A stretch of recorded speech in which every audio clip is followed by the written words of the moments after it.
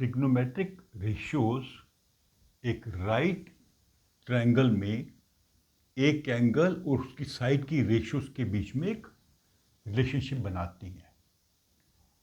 तो हमने अभी तक समझा है कि जो साइन थीटा है, मान लीजिए इस एंगल की वैल्यू है थीटा डिग्रीज, तो साइन थीटा क्या होगा, C/B, इसके जो अपोजिट साइड है divided by the hypotenuse. Cos theta होगा A/B, जो एडजेसेंट साइड है, और इन दोनों साइड से ये एंगल बना हुआ है। अब एक और रेशियो होती है, दैट इज C/A।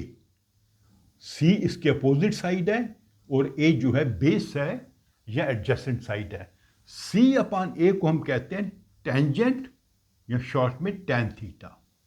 तो इस ट्रायंगल में अगर आपको tan थीटा पता करना है तो आप क्या बोलोगे, C को A से डिवाइड करोगे, परपेंडिकुलर को बेस से डिवाइड करोगे, तो आपको इस एंगल का टेंजेंट की वैल्यू आपको पता लगेगी।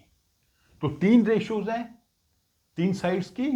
पहली रेशियो में बता रही है साइन ऑफ दिस एंगल, दूसरी बता रही है कॉस ऑफ दिस एंगल, और तीसरी बता रही है टैन ऑफ दिस एंगल।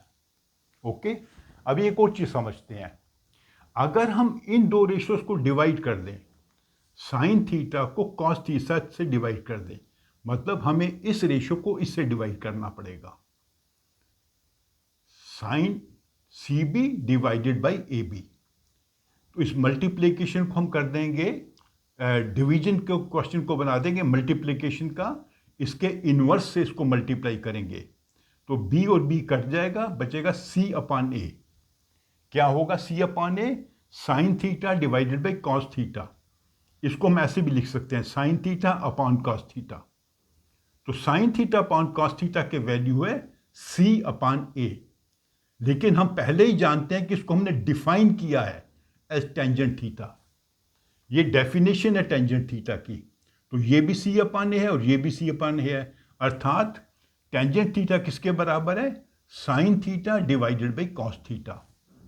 तो ये एक इंपॉर्टेंट रिलेशन है जो आपने याद रखना है। किसी भी राइट ट्रायंगल में अगर आपको साइन थीटा की वैल्यू मालूम है, कॉस थीटा की वैल्यू मालूम है, आप दोनों को डिवाइड करोगे तो आपको टेंजेंट थीटा मिल जाएगा। क्यों? क्योंकि इसकी रेशियो है C/A, और इन दोनों को जब हम डिवाइड करते हैं तभी भी हमारा आंसर आता है C/A। ओके, तो ये जो रेशियो है C/A, ये टेंजेंट थीटा के बराबर भी है, and it is also equal to sine theta divided by cos theta.